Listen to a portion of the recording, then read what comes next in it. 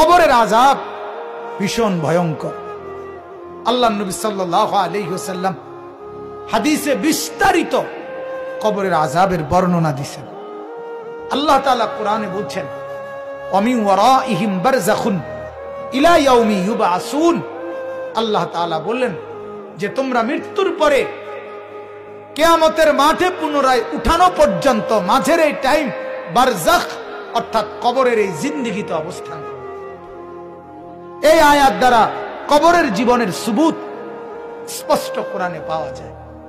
নবী সাল্লাল্লাহু আলাইহি ওয়াসাল্লাম বলছেন, প্রতিদিন কবর, যার কবর যেখানে, তার কবর তাকে ডাক দিয়ে বলে, ও আল্লাহর বান্দা শোনো, আনা বাইতুদ দুদ, আমি পোকামাকড়ের ঘর।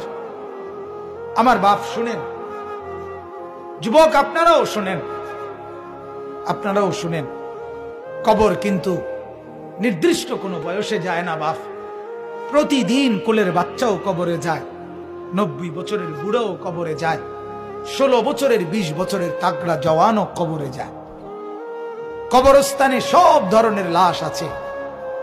এজন্য কবর ডেকে বলে, ও আল্লাহর বান্দা, আমি পোকামাকড়ের ঘর। তুমি তো সেই ব্যক্তি যে একটা মশারি ছাড়া, একটা সামান্য মশার কামড় সহ্য করতে পারো না। একটা মশা কানের কাছ দিয়ে গেলে তোমার ঘুম ভাঙ্গা যায়। মশারি টাঙ্গাও, কয়েল জ্বালাও, অ্যারোসল লাগাও, এত কিছু করে তুমি মশার একটা আওয়াজ থেকে, কামড় থেকে বাঁচতে চাও।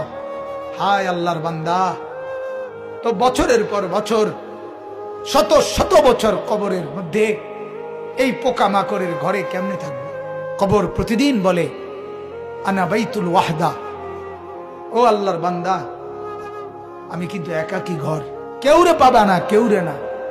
আমার বাপ, এই পৃথিবীতেও একাকিত্বের যন্ত্রণা বড় সাংঘাতিক।